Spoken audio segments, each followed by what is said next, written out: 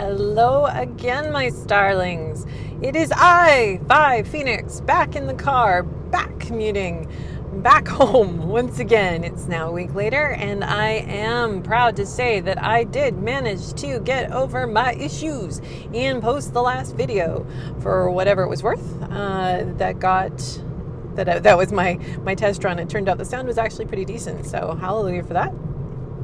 Got it up, got it posted, and now here I am a week later going, fuck it, let's do this again. The only way to actually get better is to try to do something and do it. Practice it. Practice is what makes better. Amusingly, I was listening to the first Shaped by Dog podcast episode by Susan Garrett, who amazing dog trainer, and I think there's a lot to be learned, interestingly, from dog training when it comes to working with people in ways that are positive reinforcement as a way forward. Crazy dog. So anyhow, our first podcast episode was focused on better. Done is better than perfect, I think, is the phrase. Essentially, if we wait until it's perfect, until the perfect time, the perfect moment, the perfect setup, until everything is just the way I want it, it ain't ever going to happen. So, or it's very unlikely it's ever going to happen. So instead, just get up and do it. So did anyone else get up and do something? Not that I'm expecting to be an inspiration to you in your life, to bring you forward into the best version of yourself, my starlings. But we're all made of stardust, and we all have potentiality that could see a little bit more of its gloriousness come to fruition. So here we are. And we are in the second episode of A Witch's Perspective. And I am drawn back to talking about doing less with more. That, I can't tell you how much that stuck with me last week. The idea of that, just honestly, just sit. So let's take a moment. Let's take a moment, get resettled. And when you're sitting or you're walking, just taking that moment to arrive in the here and the now. You are hearing my voice, so am I, because we hear our voices in our head when we talk. It's a real voice that we're hearing. Sorry, can't help myself. Arriving, feeling the seat, the ground, the solidness that is underneath of us, that ultimately is our connection and solidness to our planet, Terra. Unless you're in an airplane, in which case it is connected to the remembrance of the solid and you still got some gravity going on. But a little different. All right. Taking that moment to arrive. See if your breath wants to do anything. For me, that was clearly a little settling sigh, a little yawn, releasing a little of that excess nervous system energy. And coming into this idea, just feel it. Just from a little bit more space and stillness, what does it feel like when you hear, do less with more? For me, there is relief in that statement, in that idea, in that maybe a hint of freedom, of lifting even just a little bit of the weight of the everyday and the everything that seems to just be on me all the time. Time is slipping into the future. And it is. Time is always drifting away from us. The red carpet of our lives rolling out forever towards a doorway that we don't walk through until it is our last moment of this existence. And we are traveling through that doorway into the next one. And so, time keeps on slipping. Well, what are we doing with it? That can be this big feeling and push to need to do something. And it can often be, at least for me, a push to do a lot of things. And that's exhausting, like truly exhausting. and it weighs me down, and it makes it harder to do any of the things, because the sheer fact that I feel like I'm holding up the weight of mountains makes it eat away at resources that honestly I could have been using to do the things, and then I could have gotten so many things done because I would have had the energy and wherewithal to actually do with them. But it's a funny little conundrum that can kind of like the conundrum I just took. I did not want to turn right there, it turns out. Oops. Oh well, live and learn. That's what we do. So do less with more. Seriously, it's so good. And what do I mean by that? Because realistically, we're not getting more resources in our lives. That is not how this game is working. Simply saying that statement, do less with more, is not suddenly going to magic up more money, more time, more energy, more wisdom. Nope. No, it's not. What we can do is, if we do less, what if we had more? Actually, I think I should be able to go right. Yeah, sorry. This is what happens because you're with me on my commute, and then I decided that I don't sit still well. It's the ADHD talking. I don't want to sit still. And so the movement leads me into sometimes foolish choices and a little bit more scenic route with all the rhododendrons in glorious bloom, because I am recording this beginning of June 2025. Seriously. Rhodos, they're passing their time frame. That was a very yellow house, but it's still quite lovely. I have done this peculiar route before when I've done I probably didn't want to turn there, but I did, and now here I am. And I am okay with this. Right, coming back to the point and the thing and the everything. So, doing less with more. What does more mean? More for me is about more attention, more intention, more awareness, more focus, more control. These are actually principles from my Pilates life. So for those who do not know, I am a certified classical Pilates instructor. That's right. I spent 1,500 hours in my internship learning all of the things. All the things. It was amazing training, and it makes a real difference in, it's not just I learned a few techniques and can walk people through them. It's like I learned how to see differently, how to teach differently, how to engage with my body and other people's bodies differently. Like, seriously, super amazing. Anyhow, and going deeper into Pilates, not just, it's just some take yoga and turn it into some exercise and there you got some Pilates. I'm like, you have not encountered the Pilates that I have encountered. The deep, somatic philosophy, I would say, of it. And a bunch of the principles and the work that goes with it. So some of these fundamental principles of what I would call classical Pilates, they're principles that work in a lot of ways, but these were kind of critical to doing the teaching and doing the work myself, to learn to move in these really deep and powerful ways, connecting deep into my soma, into my living body, and connecting with the actual experience and adjusting the experience by paying attention. So for me, attention, awareness, focus, these all kind of blend together. Like, intention's pretty easy. An intention is, I intend to do the thing. I am going to do the thing. That is the thing that I am going to do. There's planning, goals that can go into intentions. It's kind of the dangerous territories with intention is the wish dreaming that, I'm going to do the thing. I intend to do the thing, but it's not an intrinsic intention because you're not making the steps to actually do it, which is different from an you want so badly that you your desire for puts up the worst blockages for it. The more you desire something, oh my God, the worse it can be to try and actually engage with it. Ugh. Living proof, living proof.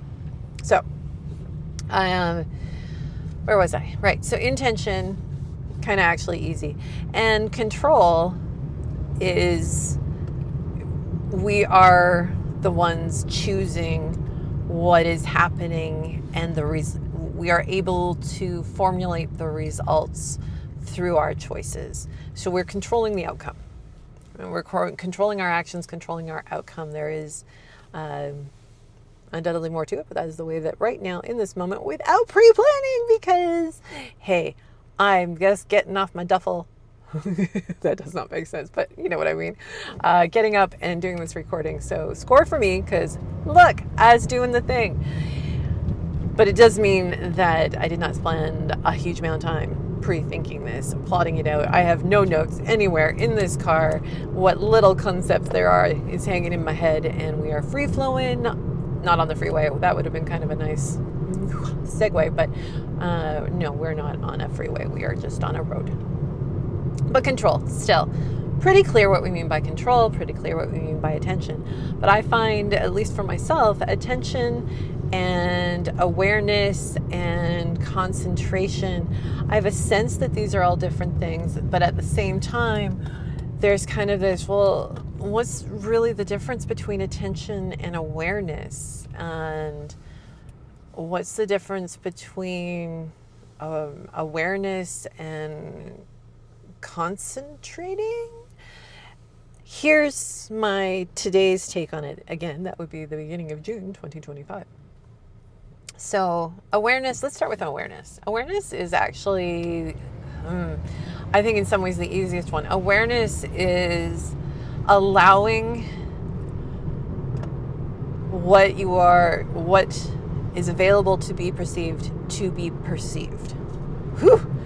That sounded really technical there, didn't it? What I'm trying to get at is that awareness is around, attention takes us into a specific spot or a specific set of places. Our attention is the beam of the flashlight. And that beam, our attention can be broad and it can be narrowed. So concentration or focus is putting very deliberate intention onto what it is that we are bringing our attention to. We are concentrating on a particular thing. We are focusing in on a particular thing. That is what focus is about. Attention is what we're allowing to be inside of our awareness. Like, no, see, lost a little bit there. Let me try again.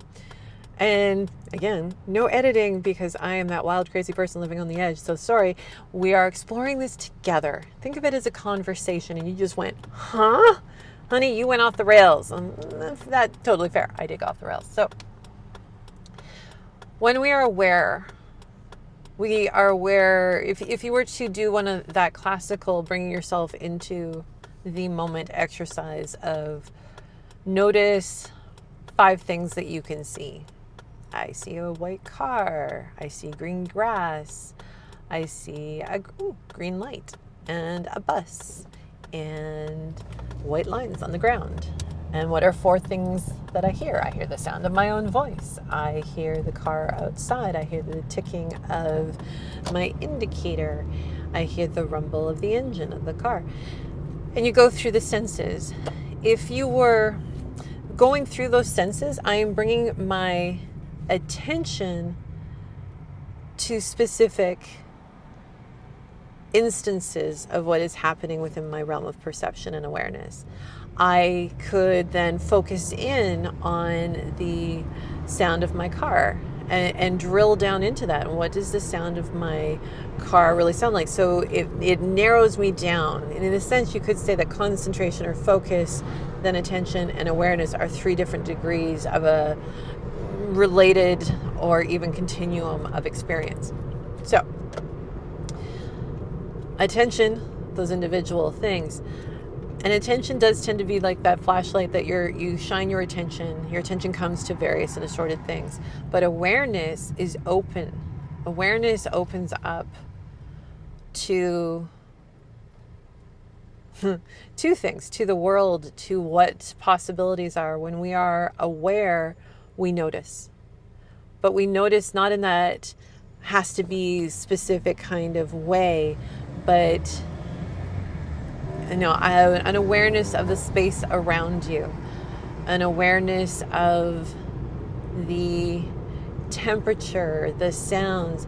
It's allowing what is there to be perceived. It is bringing your senses into foremost territory of your brain and allowing that awareness to come in. And this can also not just be senses, but also into concepts and ideas. And since, I am a witch, into magic, becoming aware of the energies that are around us is part of the magical work, because in some way it's very difficult to work magic when you have no awareness of the energies. You can do it, but it's no fun. It's no fun at all. And gaining that awareness is its own journey, quite honestly. For those who get it, for whom it comes to easily and naturally, they usually have some downsides. So don't be overly jealous of them there. But for those of us who it does not come naturally, is a journey figuring that stuff out. So awareness can be of these various things, but as you can see, what I'm trying to hopefully get at is that awareness is perceiving. It is, and it's broad spectrum perceiving for the most part. I suppose we could narrow it down. So awareness, and then once it's in our awareness, we can bring attention to it. Now, if it's not in our awareness, it's a little hard to bring attention to it. It's hard to go, what is this thing? If we don't even notice that the thing is there. Interestingly, as I'm saying this, I can think of things such as privilege. When we are not aware of privilege, it's very hard to bring our attention to our actions that are coming from places of privilege. We need to bring the awareness of privilege we need to bring privilege into our awareness before we can really bring our attention to it and notice when it's happening. So progression, and then once we have brought it into our attention, once we can hold it there and bring it into deeper understanding, we can concentrate in, we can focus on it, and then start making some intentions and starting to control the outcome. We cannot control what we cannot perceive. We cannot control in a true and authentic way that which we are unaware of, or that we are not completely. The more we are aware of, the broader and deeper our awareness goes on something, particularly within ourselves, the more we can impact and affect the outcome, the more control, in a sense, we have. There are things that we become aware of and realize we have no control whatsoever about the external thing. What we always have the potential to have control of is how we internally react, which not the happiest thing necessarily to say. It's kind of like, gosh darn it, it would be so much nicer to be able to control the world around us. Witchy side again, going, you can, but not in the way of superhero movies. That's not really how it works. So those items, so awareness, attention, focus, intention, and control, are, like I said, aspects that I learned in Pilates, and also things, that's what for me falls under the with more. So doing less with more. I want to do it with more attention, with more awareness, with more intention, choice, and control. That's how I want to do things. I want to do less things, but with more of myself present, is what it comes down to. So, unfortunately for me, I still want to do lots of things. And the more I am present, the easier it is to do the things that I'm choosing to do. But that is a topic for a different day. I'm going to wrap this up. Just send to you my gratitude and deep appreciation and love for you hanging out with me for these minutes. And I'm just getting started. So, hey, if any of this was of worth to you and you think it might be useful to send to somebody else, feel free to like and share. Oh my God, I can't believe I just said that. Take care, my starlings. I will see you anon.